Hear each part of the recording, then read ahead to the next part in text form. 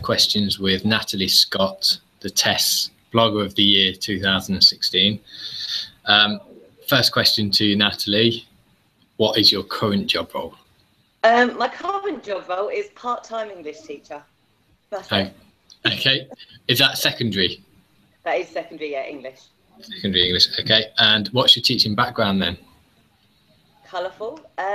So 5 years on the Manchester-Stockport border, then quite a few years in Hearts, then a year and a half in the Isle of Wight, some time in Bermondsey, some time in the refugee camps, and now back to Hearts. You've done the rounds. I've Okay. been like assistant head, I've been teacher. Okay, so who's been the biggest influence during all that time in your practice? And this is really difficult for me because there have been loads, but I've been pondering the question.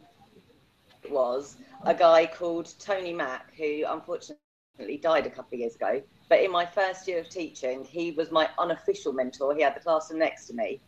And I think more than anyone else in my career, he taught me it was just about the kids and what was right for them. And I miss him terribly. Oh. It's a bit cheesy, isn't it? Okay. Do you want to expand on what that means then? It's just about the kids. He was a bit of a, and I don't like the term maverick, but he was one of those guys who would do whatever it took to get the best results out of the kids. And if that meant occasionally disobeying orders, but not in a really naughty way, then he would.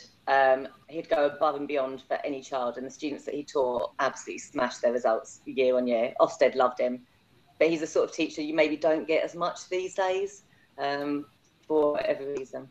I like his style, I like him already. Okay, so what piece of reading or research would you recommend to teachers and why? So here are 2 books I've been reading recently. I'm not getting any money for either of these. This is the most recent leadership book I read, so Mary Meyer. It's absolutely brilliant. It feels like she's sat there having a glass of wine with you while she's telling you amazingly wonderful anecdotes and stories, and it's obviously research based. And this one I'm halfway through. It's by Tim O'Brien, who I met through Twitter and the TES stuff quite recently, and he very kindly sent me it. And although I've not made a big dent into it yet, it's brilliant, and it's about sort of listening to your inner voice and being true to yourself.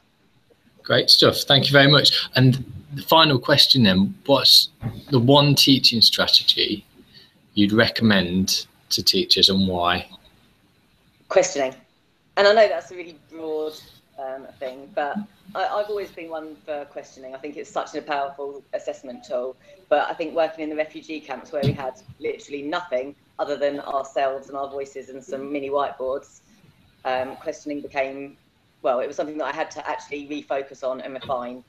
It's just, I don't know how you would teach without it, because it could be targeted, precise, challenging, supportive, open, closed, big fat, whatever they call it in teacher training these days. But yeah, for all your groups of students, G&T, EAL, questioning. Excellent. Thank you very much. That concludes 5 questions with. Thank you very much for your time, Natalie. And thank you.